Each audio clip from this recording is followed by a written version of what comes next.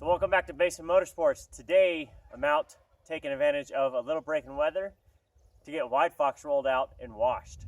So now really with the hood all done and everything else on, the kit is done, other than I need to now probably paint it.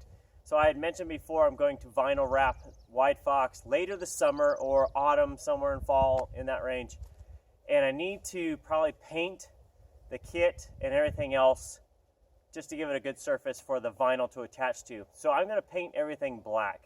Now it's going to hide all the body work that I've done, so the green that's on there now is going to be black. And I'm just going to use simple store-bought spray paint just to get a good surface on there, and at least it'll all match.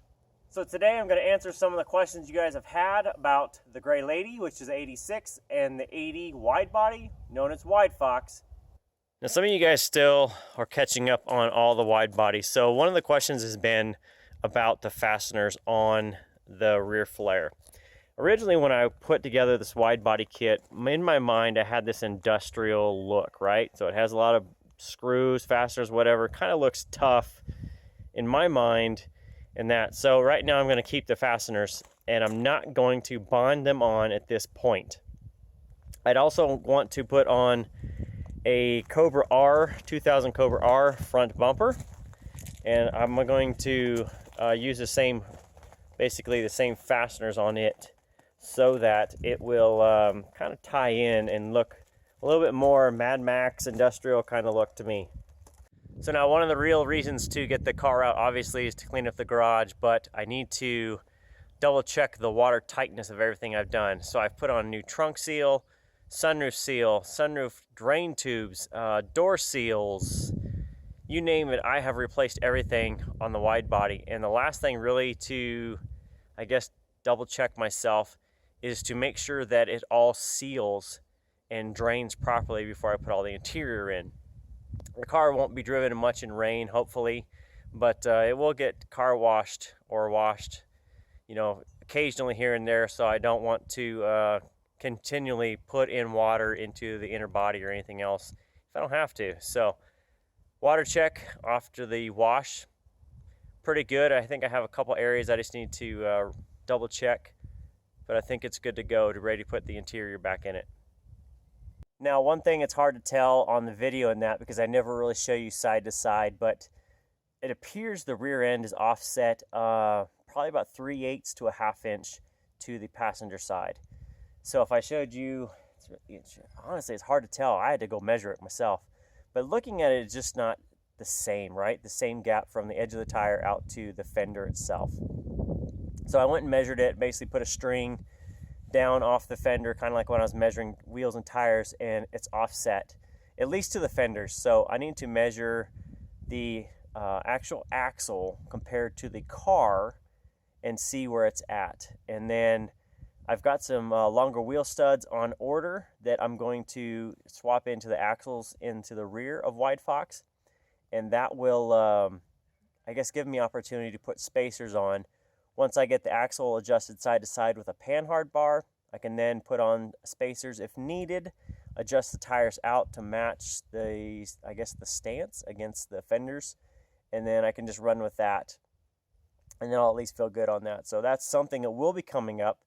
And I guess the axles will go in so I can get this sealed up. I probably won't adjust the width until I get that panhard bar done, but at least it'll be ready for it.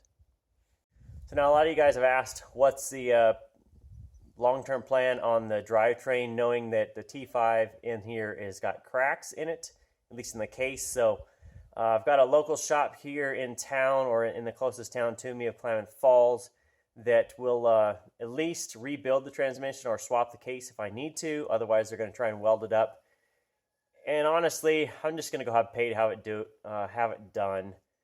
Shouldn't be too expensive. I know what a new one from like a rebuild would cost, whatever that is, $1,500 or $2,000 or whatever. I just don't want to spend that because I don't know what I'm going to do long term. So I'm going to get the transmission out, get it to them, and then I've got a place or somebody that's got a couple cases that were offered up in case I need one. So with that, we'll run the V8, the stock 302 in here, stock exhaust, all that stuff. Just put some miles on it this year. So I'm down to two leading contenders of what I want to do long term. One, coyote swap. Two, Terminator swap.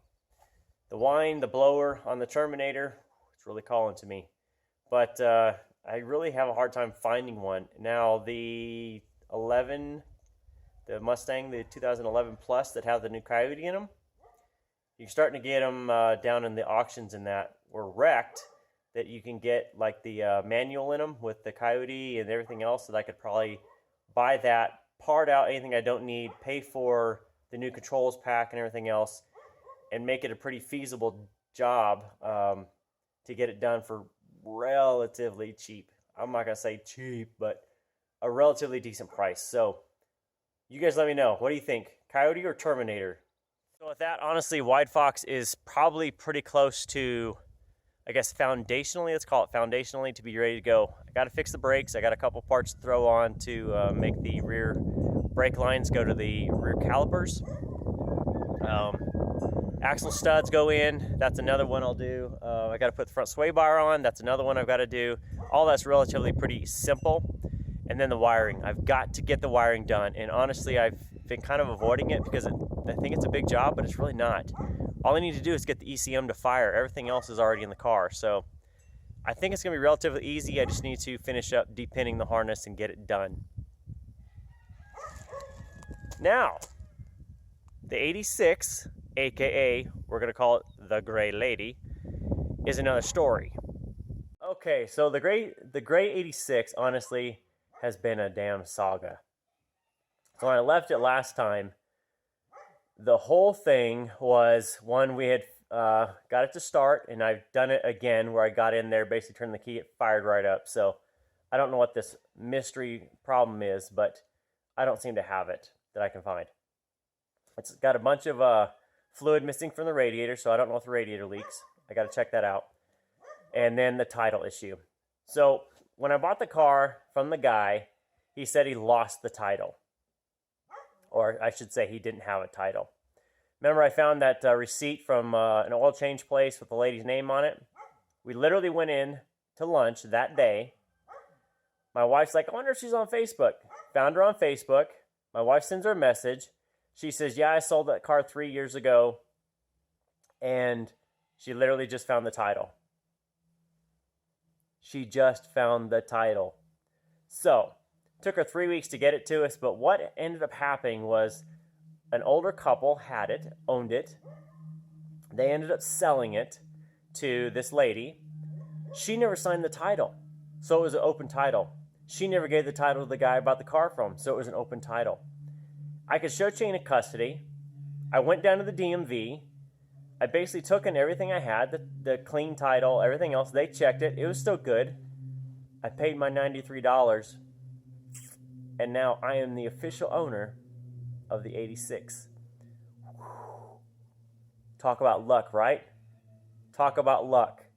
So anyway, that is done. The 86 is here. And it's ready to go.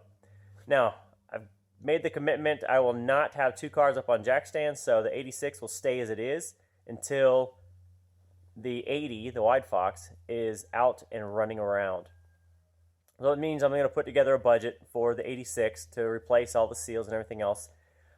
Everybody else that has commented seems like they want to see the supercharged V6 build, because it's not really something that's been done that I can find, really. Nobody's really building them or anything else. So that's what's going to happen. I checked on rebuilding the transmission. I'm probably just going to go get a supercharged Thunderbird, the Super Coupe. I'm going to buy a whole car. I've seen them for $800 to $1,000. They're not in great shape, honestly, but I think if I can just get the engine, transmission, they should have an 8.8 rear end in them, I think. So I need to double check that, but I could literally take out the drivetrain out of that and the engine, harness, all that other stuff, put it into this, and literally it should bolt in, and with fingers crossed, I should get it to fire up as long as it ran prior to me buying the car. So I found one recently on Craigslist that was $800. It was close to where I actually bought both of these cars, so I don't know why I keep finding stuff there, but It was 800 bucks. The old famous Craigslist tagline, ran great when parked. So I haven't really bought anything yet because I want to get the WideFox going. But I think we're going to do the supercharged V6, and then I'm probably going to repaint the 86. I got a local shop I'm going to talk to next weekend at a car show, and they're doing a cars and coffee and that. So I'm going to talk to the owner on that to quote what it's going to cost to do this. And the reason is I'm going to change from vinyl wrapping is that because I guess I can do the vinyl. I will be able to do the vinyl, but it's not going to be for everybody. And I don't want to build a car that I can't sell, or it's got limitations to selling, because the 86, it is not going to stay. It's going to be built, beaten, and then sold. So looking around, it looks like the weather's about to do it again. In the last 48 hours, I've seen rain, snow, sleet, hail. I think that's it, but it's been a wild the last 48 hours. So I'm going to try and get this thing pushed back in the garage, get the garage door shut, and get on with my day. But I think we've invented a 5th season called Hold On To Your Butts, because anything's possible. So anyway, hopefully that guy gives you an update on each of the cars, project cars here at Basin Motorsports, and the future of what you can expect for both. And let me know. You guys enjoying this stuff? Seems like you guys are. And that's it. See you next time.